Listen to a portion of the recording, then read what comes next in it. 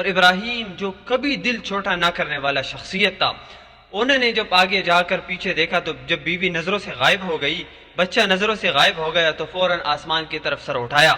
اور فوراً دعا کی، ربنا انی اسکنت من ذریتی بواد غیر ذی زرع عند بیتک المحرم۔ پوری دعا اللہ جل شانہ نے سورہ ابراہیم کے آخر میں ذکر فرمائی، اور لمبی دعا اللہ سے کی کہ اللہ تیرے حکم پہ میں نے اپنے بیوی کو چھوڑ دیا، تو نے کہا میں نے چھوڑ دیا، دل پہ پتھر رکھا اور چھوڑ دیا، اب اے مولا تو ہی ان کی حفاظت کر، تو ہی ان کا والی بن جا۔ وہ رات جب آئی ہوگی حضرت ہاجرہ پر تو کیسی رات آئی ہوگی، کوئی پاکستان کی رات نہیں ہے، کوئی آج کی دنیا نہیں ہے جس نے ترقی کی ہوئی ہے، جہاں پر بجلی ہے، گیس ہے اور کئی اسباب ہے۔ وہ مکے کی اس زمانے کی بات ہے جہاں پر نہ بجلی نہ گیس نہ کوئی اور سبب، اور عورت ایک بچے کو گود میں لے کر اور 4 پہاڑوں کے درمیان، تنہائی الگ، عورت کی ذات الگ، پہاڑ الگ، اور کالی رات کا اندھیرا،